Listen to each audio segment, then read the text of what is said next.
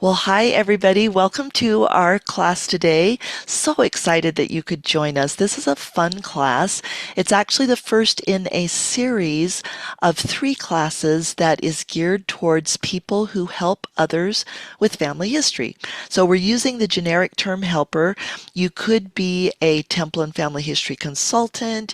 You could be a family history missionary. You could just be the person in your family that people come to for help with their family history. And we hope that this class will be helpful to you. So here's a look at what's coming up. Today, of course, is the first class, Teaching Skills for Helpers. Next week, we are going to have Preparing and Providing an Effective Discovery Experience, and that will include a live demo. So that's always one of the most fun classes because you get to see what we're learning in action. And then on March 30th, we will have our last class of the series, Moving Family History Forward in the Ward and Stake. And as you might guess from the title of this class, it's geared towards anybody with a calling related to family history. So both at the stake and ward or branch level, you could be a consultant, you could be the ward, temple, and family history leader, a counselor in a presidency with a responsibility for temple and family history work. So anybody who has that type of calling is welcome to come. And I also need to say, I ran this by a leader at the family history department in the church, and he wanted us to be clear, this is not official training. So this March 30th thing is not official from the church on how to do your calling. Rather, it's just a chance for us to share ideas and talk about challenges and that kind of things and just kind of support each other on a friendly level. And then, exciting, April 6th, we will have no class because General Conference, and I'm very sure that they'll talk about Temple and Family History Work in Conference, which I always love. We invite everybody to watch for key takeaways from class today. What is a key takeaway? It is just something that you notice or learn that you feel will be helpful to you or someone else going forward. And at the end of class, we will invite you to put those in the chat so that you can uplift and inspire others. And interestingly enough, research has shown that when we pay attention to what we're learning and even write it down, it sticks better. So watch for those key takeaways. Okay, here's what we've got in class today. First thing, we're going to talk about our main purpose as family history helpers. Then we're going to give some tips for preparing a discovery experience, teaching during a discovery experience, and finally for ongoing improvement. Because I don't know about you, I've lived a while now, as many of us have, and don't you find that you're always learning? And there are always ways to improve. And that's part of what makes life exciting, is to know that you can progress and improve and get better. Today, we are going to focus most on preparation because I've noticed that if we prepare well, the other things usually fall into place. So let's dive into our first topic, our main purpose as family history helpers. So when we help other people with family history, we are teachers. And sometimes we don't remember that or we don't look at it that way. But really, that is the core thing, the most essential thing that we're doing. We're not doing their family history while they watch. How boring would that be for them? And it wouldn't help them progress. We're not just telling them what to click with no explanation or, just racing through things so that they can't learn. As helpers, we want to provide experiences that help others learn to love and to do family history. And the best way that people learn to do that is by having a helper. I love this quote by Elder Robert D. Hales, who has since passed away, but even though he gave it about gospel teaching, I think it very much applies to family history. So we're going to use it and tweak it just a little bit to apply to family history. So Elder Hales said, we should not worry that we are not professionally trained gospel teachers. Same thing, family history. We shouldn't worry that we're not professionally trained family history teachers or even family historians. We don't need to be professional family historians or genealogists to be good teachers to other people. Elder Hales goes on to say, no training class or manual is as helpful as personally studying our scriptures, praying, pondering, and seeking the guidance of the Holy Spirit. And I would add, kind of parallel to studying our scriptures, doing our own family history. Because when we do our own family history, we get a better sense of what other people might need because we know what we would like, what would be helpful to us, and maybe what would not be so helpful. And so the golden rule applies in family history. If we would not appreciate somebody maybe being condescending to us or rushing through, not giving us a chance to ask questions, well, probably the other person wouldn't like that either. So all of these things can help us, that all these things Elder Hales mentioned can help us in being better family history helpers. In this class today, we're going to use a couple of terms that may or may not be familiar to you. And so I wanted to just go over them just in case so that we're all on the same page. So we'll talk about discovery experiences, and those are defined as a personalized hands-on experience, usually prayerfully prepared by a helper ahead of time. And I say usually because sometimes we can be caught by surprise, and we should still help people. You know, if we haven't had time to prepare, of course we don't say, well, I won't help you. But in the best of circumstances, we know ahead of time, we make an appointment, so we have time to prayerfully prepare a discovery experience to help people discover something about their family. Helper Resources is a wonderful website provided by Family Search that gives us tools for helping other people. And plans, that's a section on the Helper Resources site where you can actually record your plan. And by record, I mean type or write. I don't think there's audio. I just realized it sounded like maybe audio, but that's not what I meant. So maybe capture is a better word. Capture your plan for giving a discovery experience to someone else. I love this guidance from the General Handbook, and it really sums up what our main responsibility is as helpers. So Ward Temple and Family History Consultants help members experience the blessing of discovering their ancestors and cousins. And that applies to everybody, right? Whether or not you're a member of the Church of Jesus Christ of Latter-day Saints. And then the next part about temple ordinances does specifically apply to members of the church.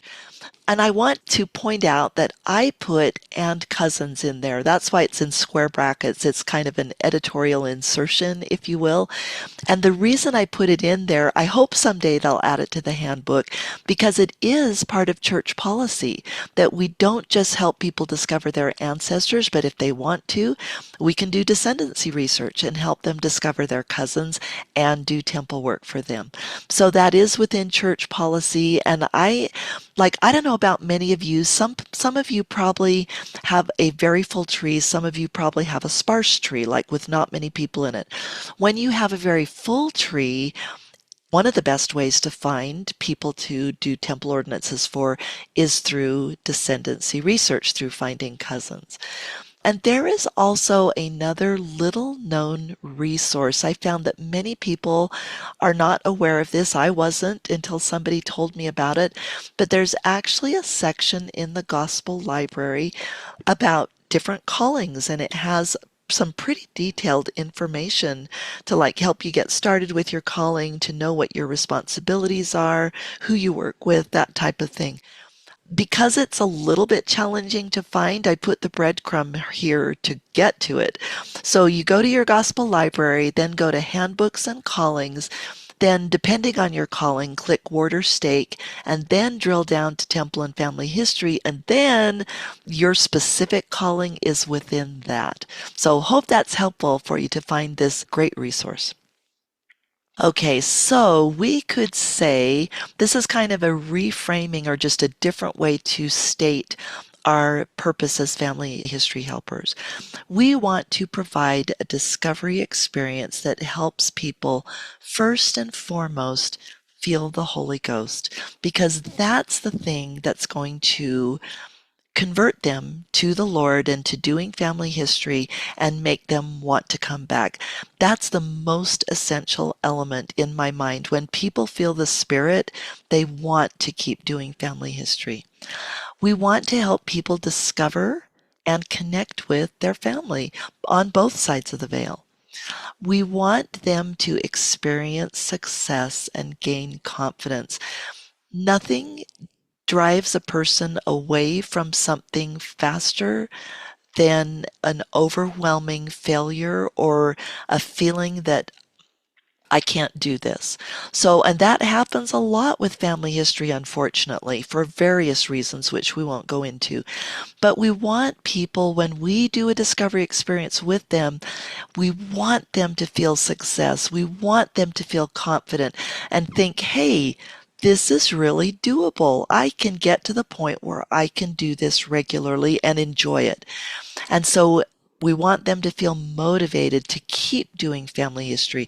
We don't want it to just be a one and done, or, yeah, I met with the consultant one time. She did my work for me. She got a name, and heck, I don't know what to do going forward, so I don't really feel motivated to go forward.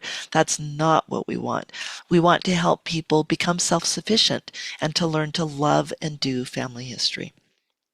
So, how can we achieve our purpose? Let's dive into it. That leads to the next section, tips for preparing a discovery experience.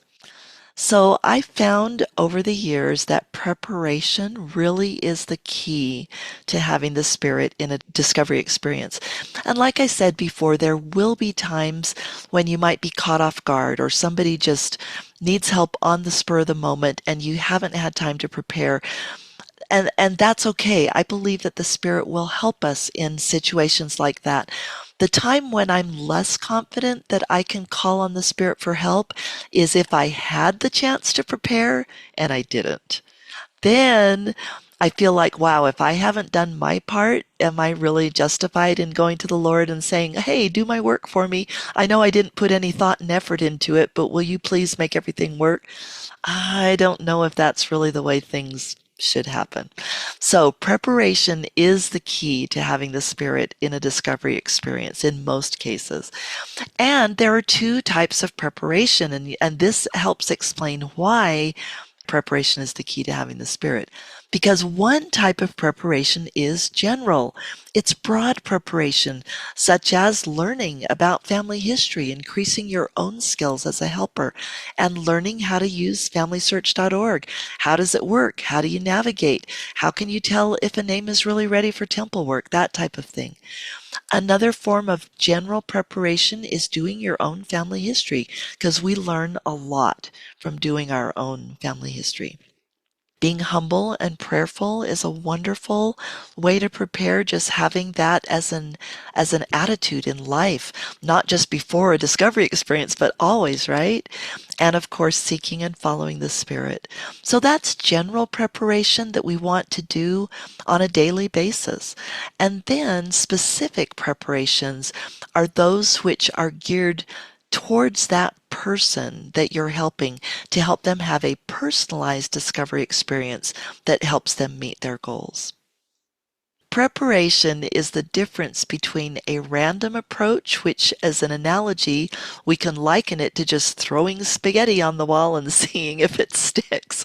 So that's like when we go, oh, yeah, I'm meeting with Brother Jones next week, Alan. Not necessarily, I didn't pick that on purpose because it's your name, but maybe that's a good illustration. So, yeah, Brother Jones has asked me to meet with him in a week, and he wants me to help him do photos. And yeah, I'm just going to kind of wing it when I go. I'm not really going to prepare, so we'll just kind of see what happens. That Honestly, it's surprising how often I've seen people think that that's a good approach. And it might be, and it might not be, because it's random. So sometimes you might end up really being able to help the person, and sometimes you might get in there and go, oh my goodness, I have no clue how we're going to do anything effective in this discovery experience. So I found that random is just probably not the best approach. Rather, a purposeful approach is better because it meets the person's goals and it encourages long-term involvement. And just a sideline here, I picked this image on purpose because this is a picture of the Christ the Redeemer statue in Brazil. And here are some people who are hiking, and here's a guide. And notice that he's pointing towards the Savior. And I just love the analogy that that provides for family history. Because really, when we're doing family history, we're trying to help people come unto Christ on both sides of the veil. So to be purposeful about that, to prepare ahead of time, to consider the person's goals, to help them build skills, that just seems like the most effective thing to do and the best way to honor the Savior and to honor his atonement, to help people really take advantage of the wonderful gift that he has given us. When we prepare as helpers, we can also assist with one of the most challenging aspects of family history, and that is finding a starting place. You know, for years, people thought that others didn't do family history because they weren't motivated, or because they were lazy, or they didn't have a testimony, or whatever. After working with many people over the past 20 years and listening to people on social media, honestly, one of the biggest obstacles to people getting started, it's not a lack of testimony, it's not laziness, it's that they don't know where to start. And that is an obstacle that we can overcome. It's actually a fairly simple obstacle if you know what to do. But if you don't, it's daunting. It can be overwhelming. So that's why we as helpers can be such a blessing to others, because we can help them find a starting place. And once they find a starting place and get going, it tends to have a ripple effect and they can just keep going from there. So, preparing to help other people, I want to share what I would consider to be, I guess, a best practice or best practices. I don't want this to seem like a formula because it's not. You won't use this formula every time, well, except following the Spirit. I hope you do. But the steps that I'm going to show, you may not use them all every time, but at least this is kind of a framework that you can adapt. So the first most important step really is to seek and follow the Spirit at every step of the process. I don't think we can emphasize that enough. I found that when I try to do family history on my own wisdom, that's when I'm the most likely to make mistakes. And when I try to help other people without seeking help from the Spirit, I don't do as good a job. The Spirit really does make all the difference. So, with that backdrop that we always want to be relying on the Spirit, the first step is to learn the person's goals. Ask them what they're most interested in doing. Don't just assume that we know that they want to find temple names or they want to do X or Y. Ask them. Second thing is then, based on their goal, prepare a meaningful discovery experience and then write down your plan so that you have just very simple steps for what you're going to do in your discovery experience. And I found it's actually amazing what a difference it makes to write down simple steps, because sometimes, I mean, beyond the obvious that you can use it in your meeting and you can just say, okay, first step was we were going to open this profile. Second step is look at view my relationship or whatever. So that's helpful to write down. But also, I found that when I write things down, it's a way of thinking them through. And as I write the steps, I'll say, okay, in my mind, I'm thinking, what am I going to do with Lizzie or whoever? I'm going to, first of all, take them to the profile page, or they're going to go to the profile page. Then I'm going to ask them to click view my relationship. Then I'm going to, oh, wait, I was going to ask them to go to Ancestry, but I don't think they have an Ancestry account. And so then that reminds me, I'm going to email them ahead of time and ask them to set up an account, whatever. So do you see, my point is when we write down our plan, it helps us think through the plan, realize things that we might have forgotten, and then we'll do a much better job of helping that person when we actually meet with them. So, number one, learn the person's goal. pretty straightforward, except I wanted to share with you some things that I've learned over the years from this because sometimes I've been thrown a curve. So, when you ask the person what their goal is, one of three things is likely to happen. The first simple one is that they have a doable goal. Example, find names for temple work. And honestly, that's the goal that people express the most often to me. I would say that's 95% of the time, that's what they want help with. Well, if that is their answer, then you're done with the goal part, with learning the goal. And you can go to the next step, which is actually preparing to help them meet the goal. But sometimes the person has a goal, but it may be too difficult, especially if they're a beginner. And interestingly enough, I've noticed that this happens when people are either just starting family history or they're maybe getting back into it after being discouraged for a while. So they maybe have avoided family history because they have this horrible brick wall, but the spirit keeps working with them. And so then they come back and they say, my goal is to break through this very hard brick wall. The thing is, that's going to be most of the time very discouraging for a beginner because if people in their family have been working on it forever, they probably aren't going to break through that brick wall as a beginner. And so if the goal seems too hard or it seems like it's going to be potentially discouraging, then I try to steer the person towards a goal that's more in line with their current skill level. And you know what's so interesting about that? Especially, I mean, I do it tactfully, of course. I don't say something like, ha, you think you're going to break through a brick wall as a beginner? Good luck. Nothing like that. But if they say, yeah, I'd really like to break through this brick wall. We've hired professional genealogists. They've been working on it for the last 30 years. No one's been able to do it, but that's what I'd really like to do. Then I would say something tactful and caring like, that sounds like a wonderful goal, but in my experience, those can be very challenging and possibly even a little discouraging. How would you feel about starting with something simpler and building your skills, and then later on we can tackle the brick wall? And do you know what's so interesting? I think without exception, I cannot remember an exception to this, they're relieved. They're like, oh, there's something else I can do besides tackling a brick wall? Yes, please, let's start with something easier. And they're grateful for that.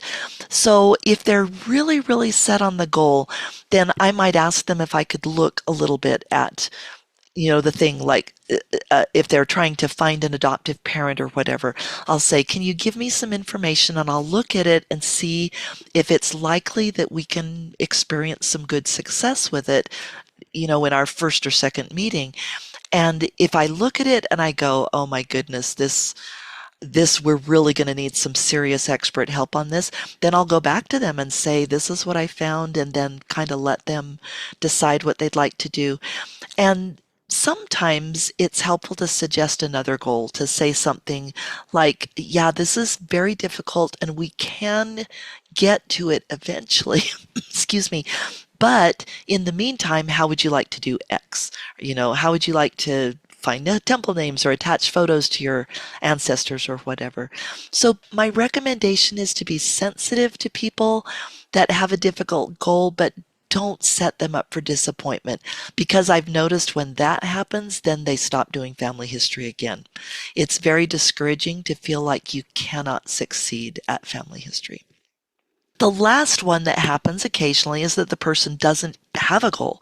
And this happens a lot when people just have felt a prompting to do family history, but they're so new to it. I've had people say to me, I'm so new to it, I really don't even know what my options are. I don't even know what kind of a goal to suggest. So in that case, you can suggest some goals to them, such as finding temple names or interviewing family members or, whatever comes to your mind. You could also ask them if they'd like to think and pray about a goal, especially after you might have suggested some common goals that are easy for beginners and would help build their skills and their confidence. So once you have landed on a goal, Then you may need to get more information. For example, their contact information if you're going to use helper resources, which we're going to be talking about in a minute. You may need the names and PIDs of people to work on and any other information that might be relevant to that person's goal. So once you get all that information, then you're ready to prepare. And once again, as we prepare, we always want to be seeking and following the guidance of the Spirit. And then, if applicable, review the person's tree. And many times it is helpful to review their tree. And you can use helper resources to do this.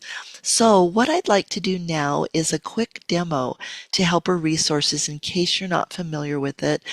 You can access helper resources by clicking the circled question mark, the help icon at the top of just about any page on FamilySearch.org. And when you do that, you get this panel that drops down, and the last option is helper resources.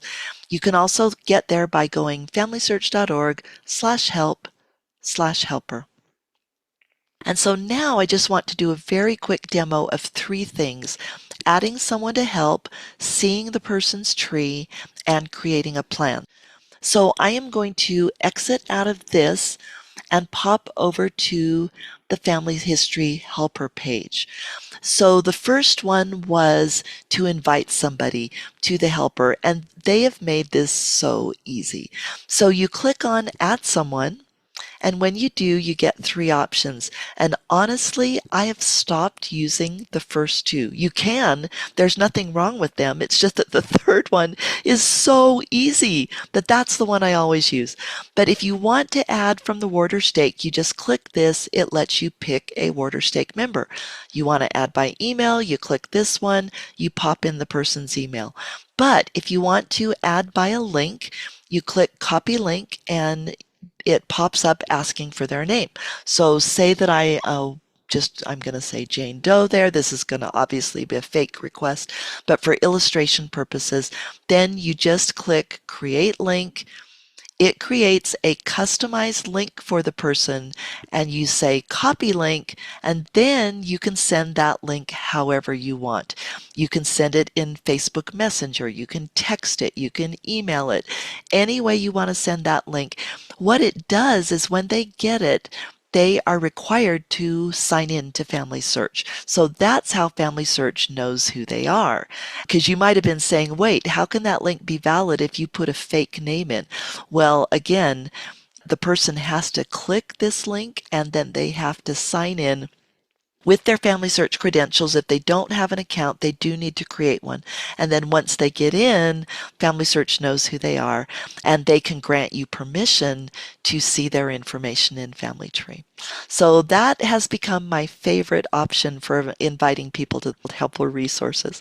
So once you've invited the person to helper resources, they show up on your list of people that you're helping. And notice my fake Jane Doe person shows up here. I'm just going to delete it because it's fake. So delete from planner. So if I want to help this person, I'm going to help Katrina. I am just going to click her name, and it opens up kind of a dashboard that gives me access. It says that now I'm helping her, and it gives me access to her information. So if I want to view her tree, so simple. I just click this and it takes me over to her tree in Family Search. And then you can also scroll down and see hints for people on her line, and you can, or his or her line, and you can also do discovery activities. I find, though, to be honest with you, I don't use this feature very much, because if I've asked the person their goal, then usually there's not an activity that matches the goal necessarily, and so I just do my own plan. But depending on the goal that the person asks you for, you may find it helpful to look at those activities and see if one of them will help meet the person's goal. The last thing I wanted to show you is where the plan section is. So it's just one of the options up here on the top menu. You click Create New Plan, and it gives you a little title, a little fake title, but you can change it in, to whatever you want. And I love that they put to specify the person's goals so that it's front and center as we're preparing to help that person. So you can just say, find temple names or learn to add photos or whatever their goal might be. This little feature I love. It's adding key ancestors. So just to show how this works, when you click add, it's going to ask for a family search PID. So I'm going to pop over here and grab this PID. Oops. Why? Oh, she's not found because I'm helping somebody else. So let me just click the PID though. I think it will still work. So I'm going to paste it in here. We shall see, right? It didn't. Did I do something wrong, you guys? Let me try one more time. Well, is that the one? Add. Okay, that was what I did wrong. I failed to click the add button up here before clicking the add button here. So you put the PID in here, you click add, the person shows up, I guess, so that you can verify that that's really the person, and then you click add. And then she shows up here, and if you click this icon, the person can see how they're related. And I actually don't think I'm related to this person. Yeah, so, and she's not related either. So, but if they were related, it would just show you the regular relationship diagram of how all your ancestors and cousins and whatever, how you connect to that person.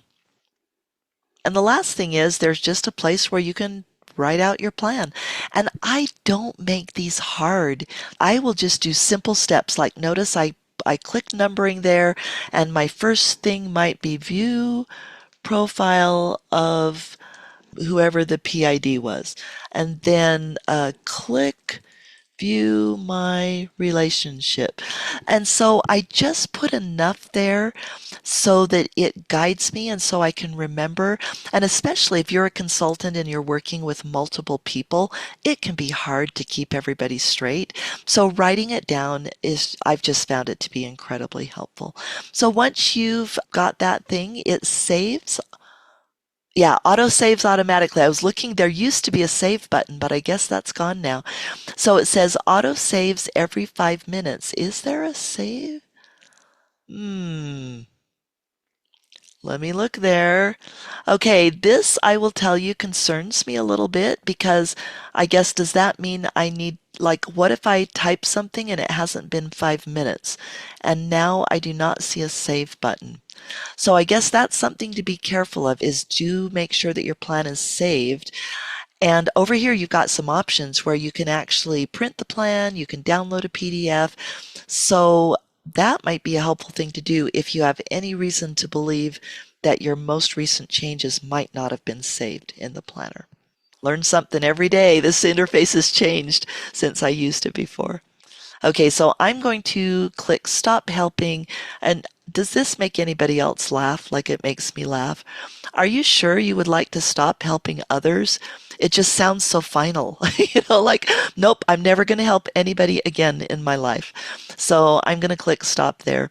So that's our little demo of how to use helper resources. So let's go back to the slideshow and we will move on. We are to the third step in the process, which is finding a place of success at the right level for the person that you're helping.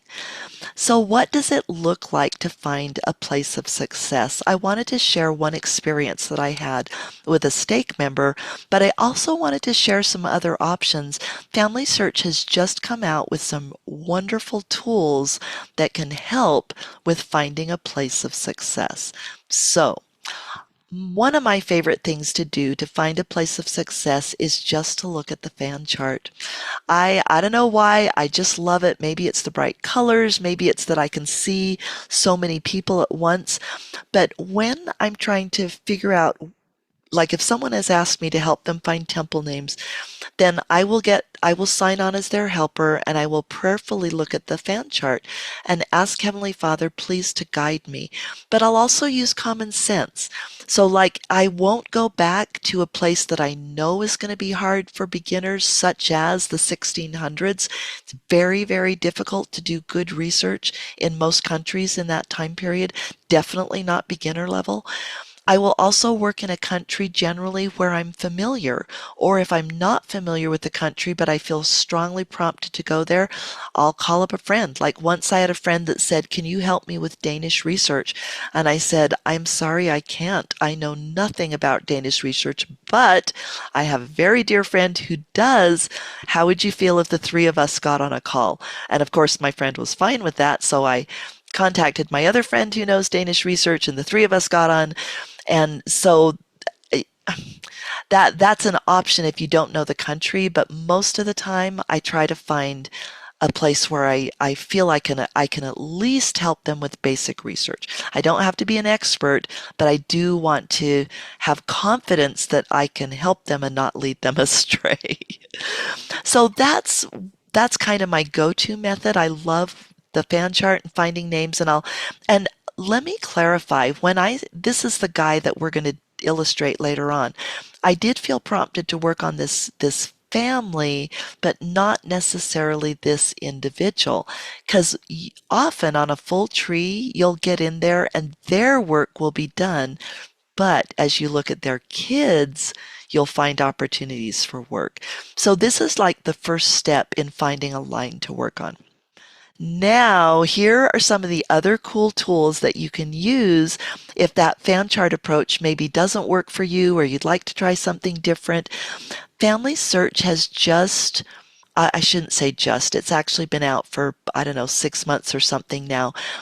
They're prototyping an experiment called Family Ordinance Opportunities, and it is basically a descendancy fan chart, and we're going to look at that in a minute.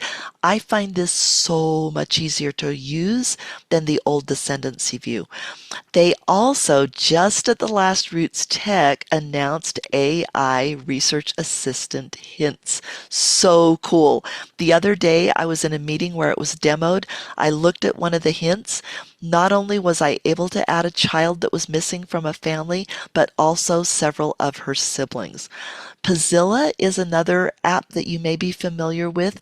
It gives you kind of a unique view of your tree to help you see where there are gaps. And Virtual Pedigree is another one that gives you research hints for places where you could look on your tree for places where work might need to be done on your tree. One thing I do want to call out again is to be prayerful and seek the guidance of the Spirit as you use these tools, because I've noticed that sometimes we think technology is going to do it for us and we stop listening to the Spirit. And another concern that I've heard actually expressed by some managers at Family Search is they don't want these tools to turn just into, "Oh, I'm going to gather as many names as I can, like I'm going to get 100 names or I'm going to get 1,000 names." Because when we set those kinds of number goals very often, it leads to rushing and cutting corners, and then that leads to errors and invalid tempo work. So don't look at these tools as, "Oh, finally I'll be able to harvest, 10,000 names in a couple of weeks." That's not their purpose. Their purpose is to make it easier for you to do valid temple work and to hear the Spirit while you're using them. I found that using the Spirit with these tools is a wonderful combination. So just quickly, let's look at family ordinance opportunities. It displays a fan chart with numbers of potential ordinances.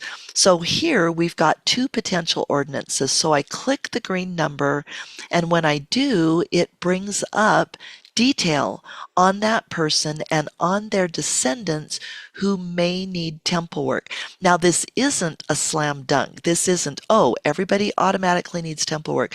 Like, for instance, here, this is a person that you might be able to do temple work on if you found enough information to let that sealing to parents be valid. Down here, even though this has been shared with the temple, I always like to double check them just to make sure I don't see any obvious mistakes. So this is a super awesome tool, and you can click any of these numbers and see what opportunities there are on that line. Our Sunday class on April 13th, so right after General Conference, is going into more detail about this tool. So we hope you can join us then. The next tool that I wanted to mention is Awesome Research Assistant Hints. So you have to enable these, and the way that you do that is by going to Family Search Labs and then turning on the AI Research Assistant. When you do that, high quality hints, just 5 of them, appear on your home page. So by your home page, I mean just familysearch.org, nothing else after it, like not familysearch.org/tree or familysearch.org/ whatever. It's just familysearch.org. And at the very top, once you've enabled this, you're going to see those. I've heard people call them golden hints because they're very high quality. So then you just click on the person and it shows you the person in the tree. It shows you a record with more information, and then you get to review that and decide if it's valid and if that person really needs to be added to the tree. But I've just had so far, I admit my experience is limited, but so far it's been very positive. The last two that we listed on that other page, Virtual Pedigree, you sign in with your Family Search logon, and then it displays this research guidance over on the left-hand side. Pazilla, I just think it looks cool. And it has both free and paid versions. Of course, you get more features with the paid version, but even the free version gives you a lot of help.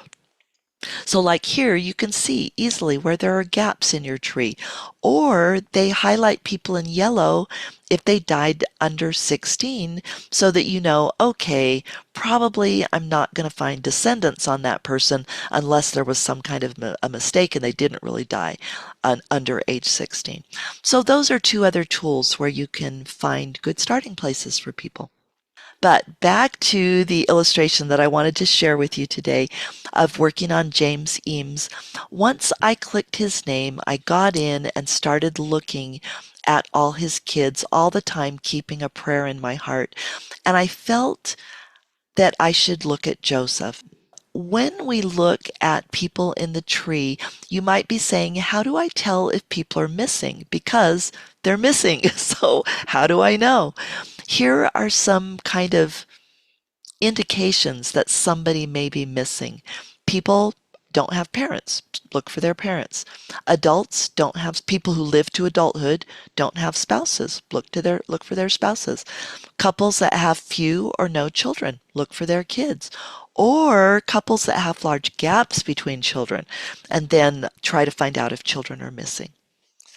And also, this is a golden one as well, is people that have just gotten out of the 110-year privacy period, and also their families. So on James, I felt just pulled toward Joseph for whatever reason. And then as I continued to look at the kids, looked for those gaps, I settled on George. So I looked at George. He married a gal named Hannah Parsons, and they only had 2 kids. And I thought that's a little unusual for that time in England, no birth control, and it was older time period when larger families were common. And so I thought, I'm going to look. I'm preparing this discovery experience, so I'm going to look and see if they might have more kids. So I get familiar. George is born in 1847 in Frisden. Hannah is 49 in Sussex. And both the kids are born in Winchester, where I used to live, incidentally. So as I look on George's page, I see that there are some good record hints. And I look at the 1891 census. I just do a quick check to see if it all lines up. It does. The ages are right, birthplaces are right, names are right. So I'm very confident that this is my family. And look what we find. 5 more kids that were not in Family Search. So then I was able to go back to my friend, and when we met for our discovery experience, to guide her through finding these people. Now, I didn't just walk in and announce, hey, this is what I found, but instead she was at the computer, and I would just say, and here's my plan. Here's my little plan. And I didn't share this with her necessarily. You could, sometimes people do, but I did have it open on my computer. So then I would say, okay, Elsa, can you go over to George James? Here's the PID. And she would bring the guy up in Family Search. And then I would invite her to view my relationship and et cetera, et cetera. And so I basically just walked her through what I had already discovered, but guided her to make the discovery. And you might be saying, well, why do you bother to do that ahead of time? The main reason is that I want a place of success and I want to be confident that I can guide the person helpfully and appropriately. So that is how you can prepare for a discovery experience. Just a few extra tips. When you're building the tree, it is most effective to start from somebody in the tree rather than just add a random person someplace. And I'm finding that more and more people realize that. Most of the time, somebody won't ask you to add just a random disconnected person, but if they do, I would do your best to guide them to work from the tree instead of adding random people. The reason for that is number one, when you add somebody randomly, a lot of times there's not enough context to find duplicates. So that's a really good way to find duplicates. And then also, other people who come along and find the name don't have the context. They don't have any information to move forward with that person.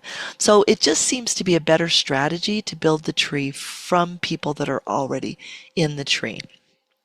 When you look at the person ahead of time in Family Tree, check for obvious problems such as bad merges or wrong relationships.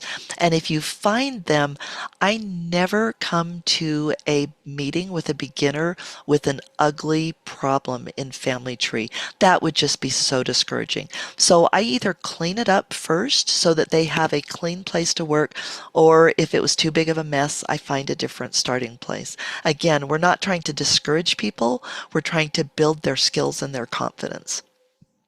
This is one that we often don't think about. Always verify whether the person reached age 8 because it affects whether they just need sealing to parents or whether they need all ordinances. And then write down your plan. We saw the example of that. To go into just a little bit more detail here, you want to write down the steps that guide the person to find that place of success that you found ahead of time. And as you do that, ask what will help them feel the spirit, and especially avoid overload. Sometimes we're so excited, or maybe we forget how it feels to be a beginner, but we just fire hose people. Don't want to do that because it can be discouraging, and it can make them think, wow, I really can't handle this. So remember how you felt as a beginner, because we've all been there, and just keep it to the right amount of tasks and material. You can give teasers for next time. You can say something like, well, I think we're done for tonight. We've added this person. We've reserved them for temple work. But how would you like to get together next week and add their siblings or, whatever, or add photographs to them? So you can invite, but don't overload. And if appropriate, you can even include homework if it seems like they'd be comfortable. You can say, okay, now that you've attached two sources, there's another source that we haven't attached. Why don't you try that this week on your own? And if you get stuck, text me and we can work through it, but give it a shot. And that's a great way for people to build skills and confidence, is once they've had a basic introduction, to try it on their own. Okay, in our last few minutes, we'll give some tips for teaching. Before, during, and after teaching, it is so important to have the best interest of the people that you're teaching or the person you're teaching at heart. So that means we put our ego aside, we put our expertise aside, we put our opinions aside. We're really focusing on them. What is going to help them feel the spirit, build skills, gain confidence, and want to keep doing family history? Remember that we all learn line upon line, and so be patient with people, let them progress at their speed. During the discovery experience, always teach by the Spirit. Guide the person in making the discovery. Don't just walk in and announce what you found. Let them drive and don't rush them. I had a friend who went to a family history center. I won't say the name of it, but she worked with an individual there, and the individual, according to my friend, just flew through the stuff and just said, "Oh yeah," and she was clicking it. She's like, "You click here, you do this, you attach this sentence, you blah blah blah." Da, da. And my friend came back and we were talking on the phone, and she said, "I got out of there so overwhelmed, I could not even remember a thing that missionary did." And so we don't want to, and I know the missionary wanted to be helpful. So I'm very, very sure that this missionary was, operating from a place of caring and wanted the person to succeed, but they maybe just didn't have the best method. So we want to let the person we're helping drive at the computer. They should be the one clicking the mouse. It should be, they should be the one sitting in front of the computer. We don't want to rush them. We want to be patient as they build their skills. Encourage questions. So maybe I'll say this now. I got some good-natured ribbing after my Roots Tech presentation because I was always, "That's such a good question." And the person said, "How can they all be good questions?" So they were kind of good-naturedly ribbing me a little bit. But honestly, the only kind of question that I think isn't a good question is a question that is meant to demean another person or start an argument or have some other malicious purpose. And yes, there are questions like that. But I don't think I've ever gotten one in a discovery experience, honestly. So we want to encourage people to ask questions because that's how they learn and grow. No question is stupid. Like I said, unless it's malicious, unless it's unkind, which is almost never the case in family history. Let people know that they are welcome to ask questions and that you welcome the questions, that you're never going to get irritated with them for asking a question. You're going to do your best to help them find answers. Express confidence in the person. So if they say something like, "Oh, I'm never going to get this," you don't want to be rude and say, "Oh, of course you are. Don't be silly." But instead, you can say something like, "Oh, I remember when I felt that way. I felt like I wasn't going to get it. But I bet if we try attaching this source a few more times, it's going to start to gel for you. It's going to start to sink in." So you want to express confidence that they can learn to do it because just about everybody can. It's very rare to find a person that can't learn to do something meaningful in family history. And be sure to express your joy in doing family history. Joy is captivating. Joy, along with the Spirit, well, the Spirit brings us joy. Joy will make them want to keep doing family history. And then finally, this is a very practical one, is end on time. There's nothing worse than having a guest in your home and they just won't leave. That you thought they were going to stay for 45 minutes and 3 hours later you're dropping hints and you just can't get rid of them. You don't want to be that person. I don't want to be that person. So I will usually ask the person, "How much time do you have? How much time should we plan on tonight?" And almost always they say an hour, and that seems to be a good discovery experience amount of time. But I have occasionally had people say, "I've got 30 minutes or I've got 45. Respect their time. And when that 45 minutes comes up or whatever they say, then you say, "Okay, I see we're at our time limit. Thank you so much for your time." And once in a while, I have had people say, "Oh, wait, we can keep going. I can make time for this. I'm having too much fun." But otherwise, if they're like, "Yeah, I've got to go pick up my kids or whatever," then graciously end it. And if they want to meet again, just schedule another appointment. What about teaching online? COVID made that a reality, which I honestly think was one of the blessings that came out of COVID because we're able to help people online that we might not be able to help otherwise. So just some bonus tips for teaching online. Get familiar with the software so that you know like how to share screens, how to chat, that type of thing so that you're not stumbling during the call or accidentally disconnecting people or whatever. I found that it helps to rehearse ahead of time. You can just very informally in your room or whatever, just talk out loud and rehearse what you're going to do with that person. Just like writing down the lesson, this also helps you find gaps in your plan. When you're on the call with people, don't let yourself get distracted. Like, don't check your email while the other person is trying to do their family history, because interestingly, that kind of energy comes across. You can tell sometimes when people have disengaged from an online meeting. So focus on that person just as if you were in the same room together. Listen for vocal cues like their tone of voice or pauses, something that indicates that they're not getting it or they're feeling frustrated or whatever, and then respond appropriately to those. And just connect emotionally and spiritually with your spirit. Just reach out with your spirit to connect with that person. We don't see Heavenly Father when we're praying to Him, but we can still connect with Him. And I've come to find that we can still connect with people even if we're online. We only have 2 minutes, so I am not going to go through all these things, but I just love this handout. It was given by a wonderful brother named Mike Sandberg. At the time, he was a Family Search employee. I've lost touch with him, so I'm not sure what he's doing these days. But they did some research apparently asking people what they liked and disliked about their helpers. And so here are some things that people don't like about when people help them. And here are things that people do like. So I would encourage you, we're going to give, if Gordon hasn't already, he probably has. If the link isn't already in the chat, it will be soon to this slide deck, and you can just come to this slide deck and read it. But I think this is very revealing. The reason I crossed out the work, with apologies to Mike, is he had put the work first. Okay, this is addressed to a helper. So you as a helper put the work first, meaning instead of the person you're helping. But honestly, if you put the work first, you are going to put the person that you're helping first. So I changed that to you put your agenda first. That's when things kind of fall apart. When you're just trying to pursue your own agenda, don't really care too much about the work or the person that you're helping. So take a look at this. I think it's really valuable.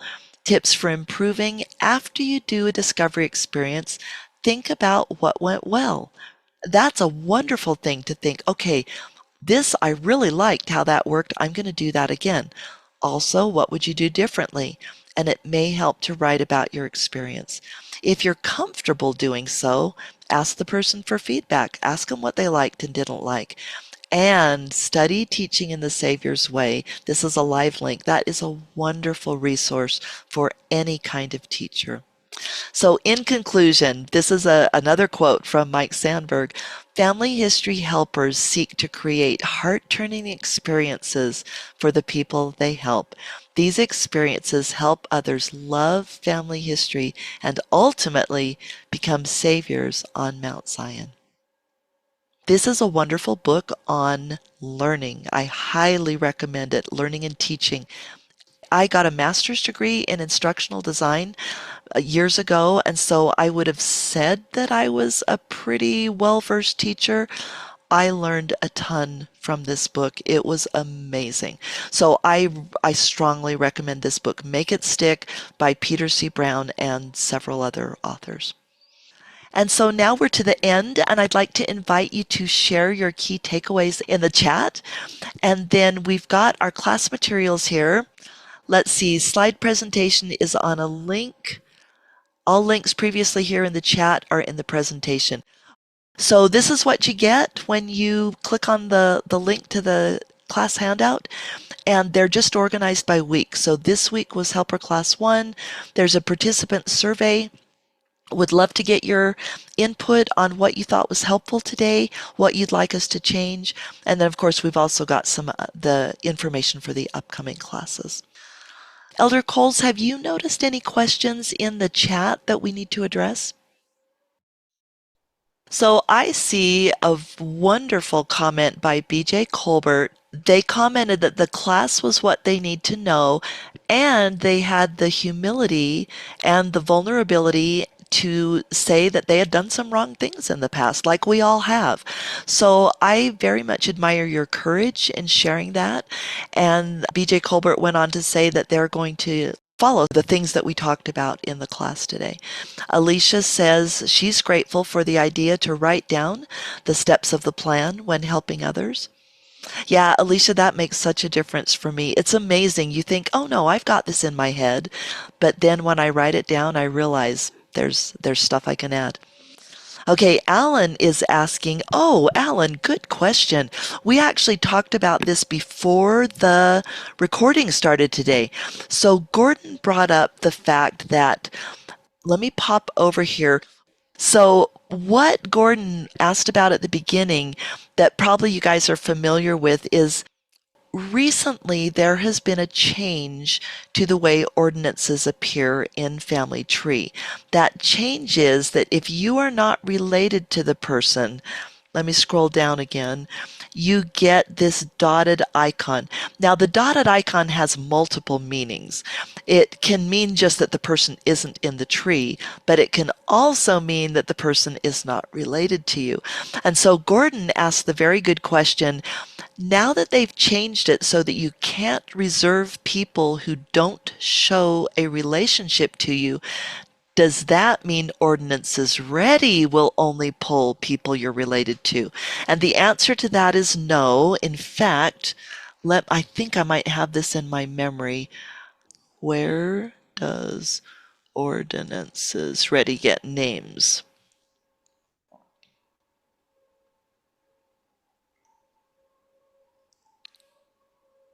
So this lists the priority in which ordinances ready searches. So the first one, two, three, four, five, six bullet points, the first six places it searches are your relatives. But if it gets to the point where it can't find relatives, it will search in your ward, it will search in your stake, and finally it will just pull somebody from the general temple list, which is just the same as going to the temple and getting a name from them. Oh, thank you, Gordon, for putting that in the chat. So that's the article that specifies the search priority. And so, yes, you can get a name that is not related to you from Ordinances Ready. You just can't reserve them.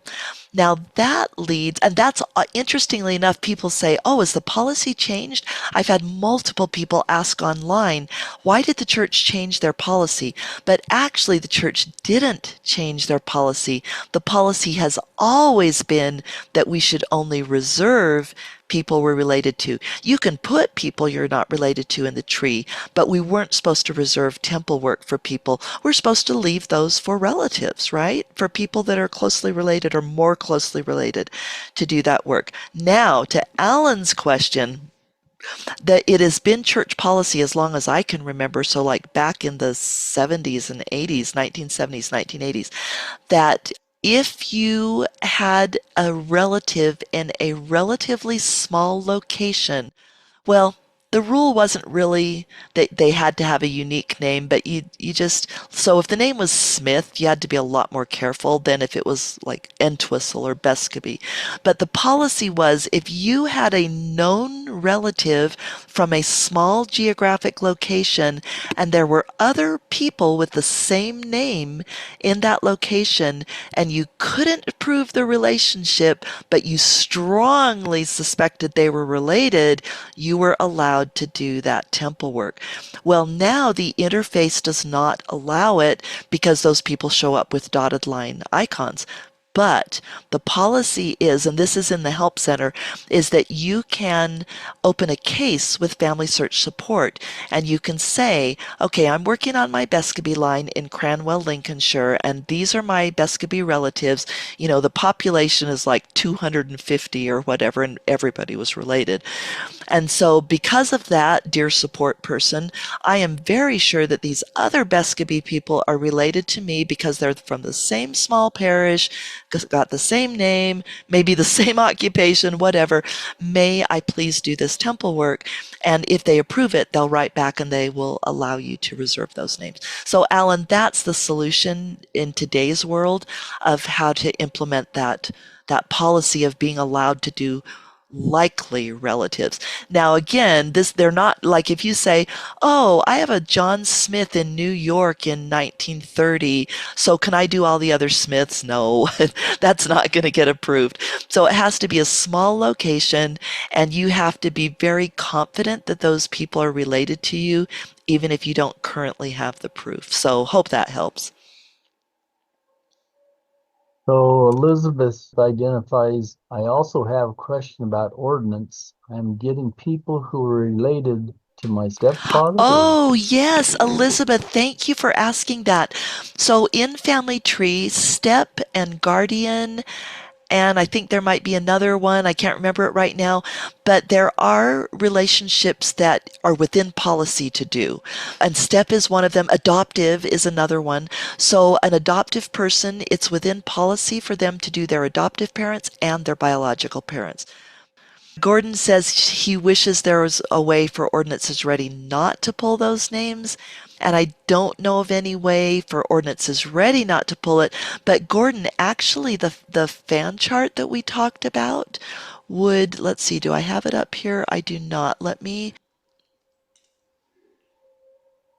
Gordon, this fan chart might be a way to get around that because you can choose who you want at the center of your chart. So like suppose that you wanted this guy, you just click the icon and it reloads the chart to start from that person.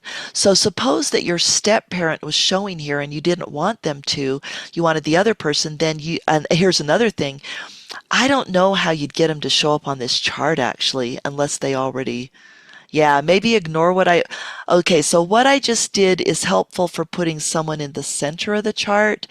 But to answer Elizabeth's question and Gordon's question, what if you want to work on like your biological line and not your step line?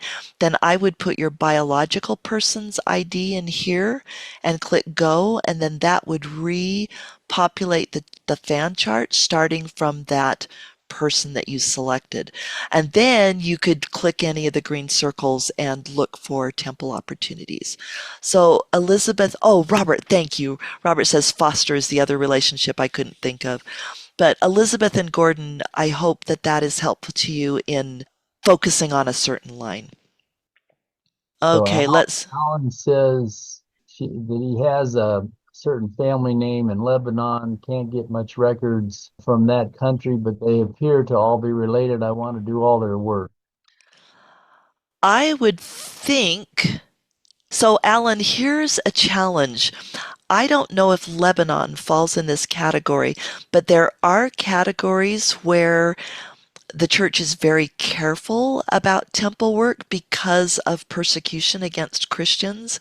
And so it could be that I know in some of those countries, reserving ordinances from some countries can be disallowed. And so that may be another reason. So, Alan, to go back to your question, he's wondering if he can do a certain family in Lebanon that you haven't got proof of the relationship. I would open the support case and just give them all the evidence and the proof that you have, saying, yeah, they were from this same small place, they lived there for generations, whatever. But be aware that they may come back to you and say, we can't authorize that because of the country. And again, I don't know that Lebanon is one of those countries. I just know that there are countries in that part of the world where the church has to be very careful. Alicia says, why does Ordinances Ready allow you to do ordinances without adequate information? Alicia, that is such a good question. And mainly the reason is they want to provide opportunities for temple work. And that's why I encourage people to validate the names. You don't have to. The church doesn't force you to, but it's still a good practice because you can get invalid names through Ordinances Ready. And a lot of people have been asking Family Search to be a little stricter about those Ordinances Ready names. If you want to give feedback on that, I think it would be a good thing.